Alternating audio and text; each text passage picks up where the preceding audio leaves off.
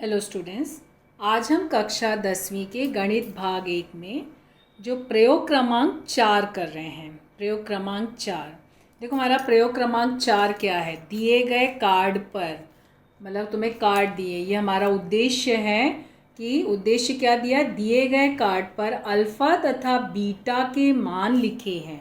ये तुम्हारे पास ऐसे कार्ड्स मिलेंगे तुमको, ऐसे ना ये सब कार्ड्स मिलेंगे, अल्फ़ा बीटा के सब मान रहेंगे। तो यहाँ पर तुम्हें क्या बोला है, इस मान से अल्फ़ा प्लस बीटा तथा अल्फ़ा गुणे बीटा ज्ञात करो और इसका उपयोग करके वर्ग समीकरण बनाओ। ठीक है, तो इसका उपयोग करके तुम्हें वर्ग समीकरण बनाना है। फिर हमें क्या लिखा, सामग्री, अलग अलग कार्ड में अल्फ़ा और बीटा का मान। तो ये तुमको ऐसे कार्ड्स खूब सारे मिलेंगे, ये सब कई प्रकार के कार्ड्स हैं। ये तुम्हें अल्फ़ा बीटा के सब मान लिखे रहेंगे इसमें, और ये मान जो है तुम लोगों को इसमें से लेना है और फिर उठा के एक एक बारी बारी से लिखना। ये तुम्हारे पास सारणी रहेगी, निरीक्षण सारणी। देखो निरीक्षण सारणी क्या बोली है, ये निरीक्षण सारणी क्रमांक है पहला कॉलम, फिर लिखा है कार्ड पर अल्फ़ा का मान। तो जो भी तुम्हारे पास कार्ड दिया जाएगा ना, उस पर जो अल्फ़ा का मान है वो लिखना, अल्फ़ा का मान क्या दिया है। फिर कार्ड पर बीटा का मान, फिर क्या बोला, अल्फ़ा प्लस बीटा, अल्फ़ा गुणे बीटा और वर्ग समीकरण। हम लोग देखो पढ़े हैं ना, वर्ग समीकरण प्राप्त करना हमने पढ़ा था ना। वर्ग समीकरण का ये सूत्र है, x square minus alpha plus beta x plus alpha गुणे बीटा बराबर 0। ये सूत्र हम पढ़े हैं, हमने सेकेंड चैप्टर जब हम लोग पढ़ रहे थे वर्ग समीकरण, तो उसमें हमने ये सूत्र पढ़ा था। इसी सूत्र से हमको समीकरण प्राप्त करना है।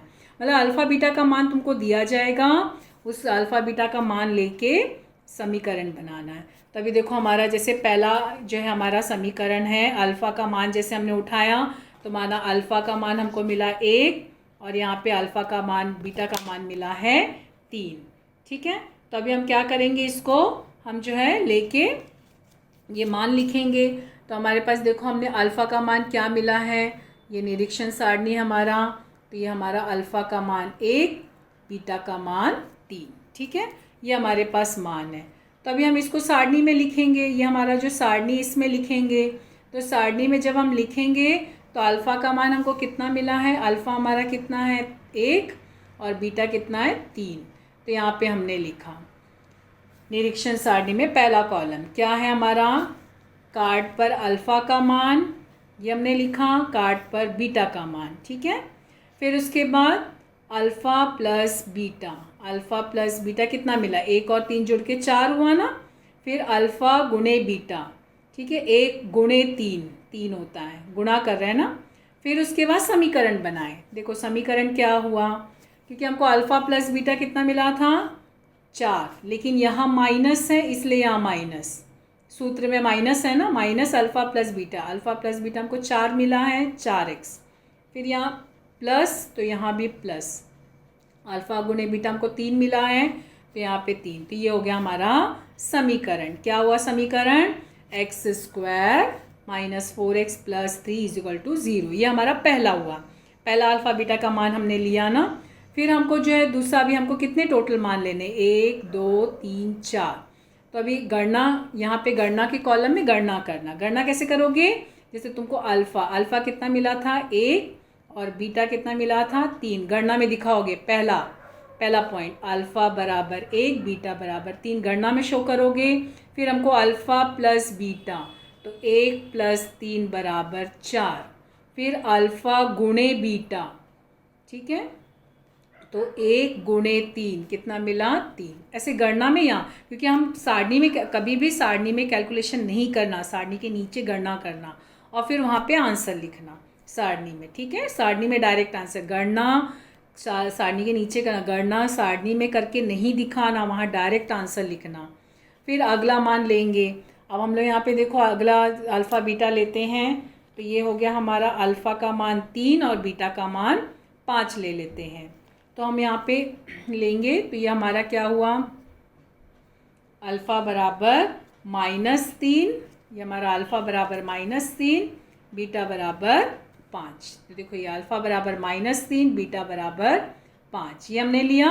अब हम सारणी में लिखेंगे, तभी सारणी में हमारा दूसरा पॉइंट आया, पहला पॉइंट हम लिख चुके हैं, तो अभी हम दूसरा पॉइंट लिखेंगे, अल्फ़ा बराबर -3, बीटा बराबर 5, फिर अल्फ़ा प्लस बीटा ना, तो देखो -3 है, ध्यान देना, यहाँ -3 है और यहाँ 5 है, गणना में शो करके दिखाना। -3 + 5, तो तुम्हें पता ना 5 में से 3 घटा 2, इसके लिए यहाँ पे अल्फ़ा प्लस बीटा बराबर 2। फिर यहाँ पे गुणा, अल्फ़ा गुणे बीटा गणना में दिखाओगे ना, तो -3 गुणे 5 कितना हुआ, -15, तो यहाँ पे आया -15। ठीक है, ये गणना में शो करके दिखाना है, सारणी में नहीं, सारणी में डायरेक्ट आंसर लिखना। फिर उसके बाद समीकरण बनाना है। समीकरण क्या बना हमारा, देखो हमको ये जो है मिला था कितना, 2 मिला था ना, लेकिन अल्फ़ा प्लस बीटा बीच में माइनस है, इसके लिए -2x, और वहाँ पे प्लस अल्फ़ा गुणे बीटा होता है, लेकिन हमको अल्फ़ा बीटा -15 मिला था, इसके लिए हमने यहाँ पे -15, तो x² - 2x - 15 = 0। ये हो गया हमारा समीकरण। ठीक है, तो ये हमारा जो है समीकरण, 2 समीकरण हुए। अभी हमको तीसरा लेना है, तभी हम देखो तीसरा क्या लेंगे, अल्फ़ा लिए -5, अल्फ़ा बराबर -5, बीटा बराबर +5, ये हम लेंगे। तब ये जब लेंगे तो हमारा क्या हो जाएगा, उसको ऐसे कार्ड्स, जो जितने कार्ड्स हैं ना उसमें से कार्ड्स उठाना है, तो जो भी मान आएगा वो लेके हल करना है। तभी हमको मिला, अल्फ़ा हमारा आया है -5 और बीटा हमारा आया है +5। ठीक है, तो अब हम यहाँ लिखेंगे, तो देखो यहाँ पर हमने थर्ड कॉलम में लिखा ना, -5 और +5। अब देखो अल्फ़ा प्लस बीटा गणना में क्या हुआ, गणना में दिखाना, अल्फ़ा प्लस बीटा, -5 + 5 कितना मिला, 0। तो यहाँ पे सारणी में लिखोगे 0, कैलकुलेशन सारणी में नहीं करना, सारणी के नीचे जो गणना दी है ना उसमें 1 2 3 ऐसे बना के उनका गणना करना। फिर उसके बाद अल्फ़ा गुणे बीटा बोला, तो अल्फ़ा गुणे बीटा देखो -25, क्योंकि -5 गुणे 5 -25 हुआ ना। फिर उसके बाद अब समीकरण बनाएंगे, तो देखो अभी हमको अल्फ़ा प्लस बीटा 0 मिला है, तो यहाँ पर कुछ नहीं, वो 0 यानी 0 हो गया, 0 गुणे जो भी करो 0, और ये -25, तो ये हमें अल्फ़ा गुणे बीटा मिला है, तो उसमें मान रखोगे, और अल्फ़ा प्लस बीटा 0 है, इसके लिए वो लिखने की ज़रूरत नहीं है। तो हमारा समीकरण क्या बना, x² - 25 = 0। बीच का पॉइंट क्यों नहीं है, क्योंकि अल्फ़ा प्लस बीटा हमको 0 मिला है ना, तो वो लिखने की हमको ज़रूरत नहीं है। ये हो गया हमारा समीकरण। ठीक है, तो ये हमारा तीसरा समीकरण हुआ। अब हमको जो है 4 पॉइंट्स लेने हैं, फिर 2 कोई कार्ड उठाएंगे, तो अब देखो हमारा 2 कार्ड उठा, तो अभी हमको ये मिला, अल्फ़ा 4 और बीटा 7। ठीक है, तो ये हो गया हमारा अल्फ़ा 4 बीटा 7। तो अभी हम इसको लेंगे, तो हमारा अभी हमको टोटल 4 पॉइंट्स बोले हैं ना, तो देखो अभी हमने क्या लिया, अल्फ़ा 4 और बीटा -7।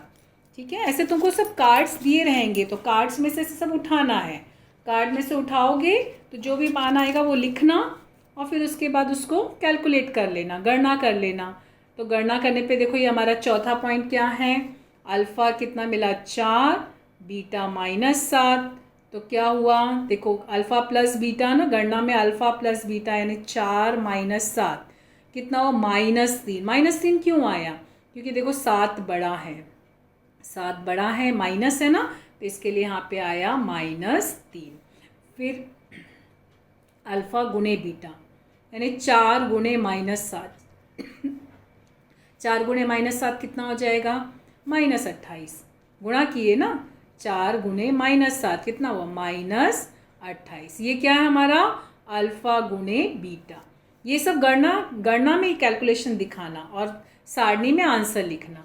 तो हमारा समीकरण क्या बना, देखो ये हमारा समीकरण बनाना क्या हुआ, x², अब ध्यान देना x² minus alpha plus beta x है, लेकिन हमको अल्फ़ा प्लस बीटा -7 मिला था, तो माइनस और माइनस मिलके +7 हो गया। ठीक है, और प्लस यहाँ पर प्लस अल्फ़ा गुणे बीटा बराबर 0, लेकिन तुम्हारा अल्फ़ा बीटा क्या मिला था, यहाँ पर हमको जो है वो लिखोगे, कैलकुलेट किए तो तुम्हारा जो है कितना आया था, हमारा कैलकुलेशन -28, तो यहाँ पर हम लिखेंगे -28। यहाँ पर लिखेंगे -28, तो x² + 7x - 28 = 0। माइनस क्यों लिखे? क्योंकि यहाँ पे -28 मिला था, और ये प्लस क्यों हो गया? क्योंकि -7 मिला था और माइनस माइनस मिलके प्लस हो गया। तो इस तरह से हमारा ये कौन सा प्रयोग कंप्लीट होता है? हम लोगों का चौथा प्रयोग कंप्लीट होता है। ठीक है, तो हमें अल्फ़ा बीटा के मान दिए जाएंगे, तो तुम्हारे पास ऐसे तुमको कार्ड्स दिए जाएंगे, कार्ड्स में से तुम लोग उठाओगे, तो जो भी तुमको अल्फ़ा का मान मिलेगा वो अल्फ़ा में लिखना, जो भी बीटा का मान मिले बीटा में लिखना। फिर अल्फ़ा प्लस बीटा को जो मतलब दोनों को जोड़ना, प्लस माइनस का चिन्ह है तो इस हिसाब से लिखना। अगर दोनों भी माइनस है तो जोड़ना, लेकिन चिन्ह माइनस लगाना। 1 + 1 माइनस है तो घटाना और बड़ी संख्या का चिन्ह लगाना।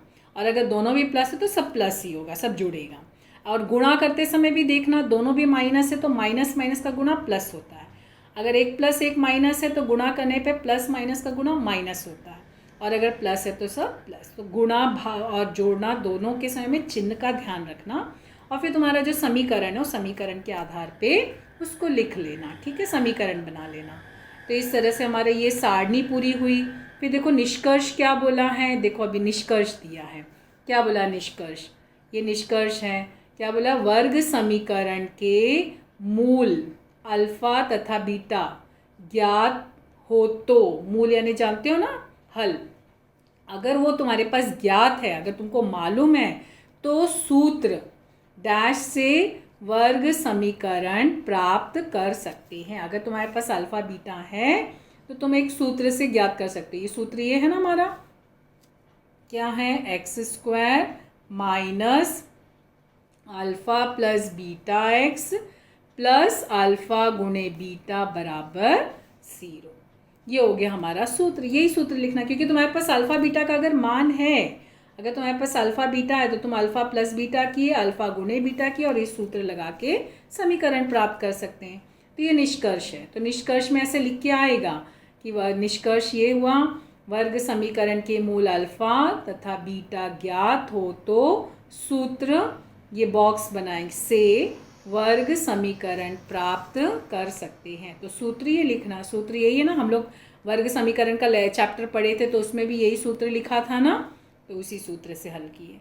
तो इस तरह से हमारा प्रैक्टिकल, जो चौथा प्रैक्टिकल है वो हमारा कंप्लीट होता है। ठीक है, थैंक यू।